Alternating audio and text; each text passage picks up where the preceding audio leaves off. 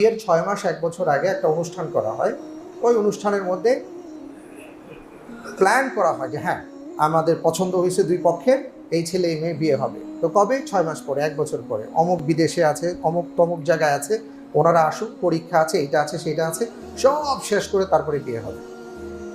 এই যে পানচিনির নামে, এঙ্গেজমেন্টের নামে একটা আয়োজন করা হয়, প্রথমত এগুলো ইসলামে এইভাবে নাই। দ্বিতীয় বিষয় হলো, এরপরে শয়তান যেভাবে খেলা করে সেটা হলো, বিয়ে হয় নাই কিন্তু এখন প্রতিদিন প্রতি রাতে ছেলে মেয়ের সাথে, মেয়ে ছেলের সাথে কথা বলে। কথা বলতে বলতে কত ধরনের কথাই তো তারা বলে, যেহেতু তারা ভাবে যে এর সাথে আমার জীবন সঙ্গী বা সঙ্গিনী হিসাবে আমি তাকে পাবো, সব ধরনের কথা তারা বলে। এই যে হারাম কাজ তারা করে যাচ্ছে, এটার জন্য দায়ী কে? এই যে ছেলে মেয়ে শুধু কথার মধ্যেই যে সীমাবদ্ধ থাকে, এটা আমরা কিভাবে বুঝলাম?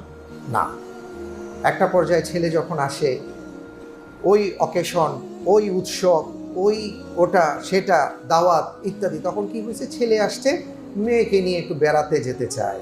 আমরা এটাকে কোনো দোষণীয় মনে করি না, আমরা আরও বলি যাও, কোনো সমস্যা নেই।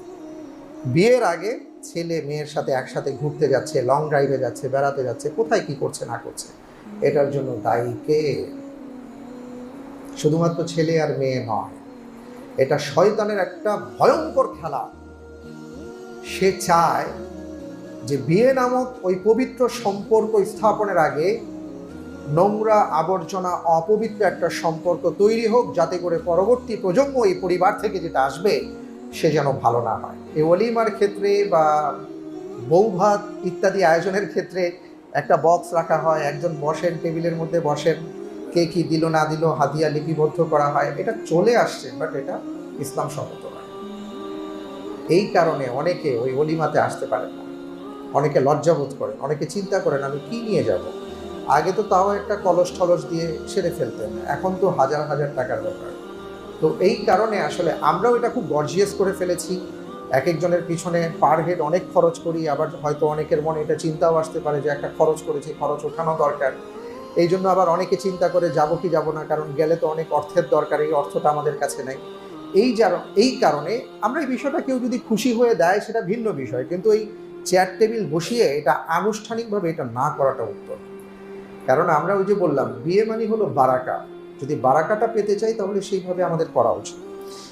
দেন মোহর আদায় করতে হবে, এটা নারীর অধিকার। যদি কেউ না দিয়ে থাকেন অবশ্যই সেটা দিয়ে দেবেন, নয়তো কিয়ামতের ময়দানে আপনি ঋণগ্রস্ত হিসাবে আল্লাহর দরবারে উঠবেন। আবার কেউ খুব বেশি বিশাল মহারণা নির্ধারণ করেন, আবার কেউ একেবারে নামকাওয়াস্তে মহারণা নির্ধারণ করেন, এটা মোটেও উচিত না। শরিয়ার বক্তব্য হলো, মহারণাটা নির্ধারণ করতে হবে এমনভাবে যাতে করে বরের দিতে একটু কষ্ট হয়। একেবারে উনি খুব সহসায় দিয়ে দিলেন, এটা যেন না হয়, যেন তার কষ্ট হয়। আপনি যদি কোনো কিছু কষ্ট করে উপার্জন করেন, সেটার প্রতি আপনার আলাদা একটা দরদ থাকবে, একটা মমতা, একটা ভালোবাসা তৈরি হবে। আর যদি আপনি এভাবেই আর কি খুব সহজেই সেটা পেয়ে যান, সেটার প্রতি আপনার মমতা থাকবে না।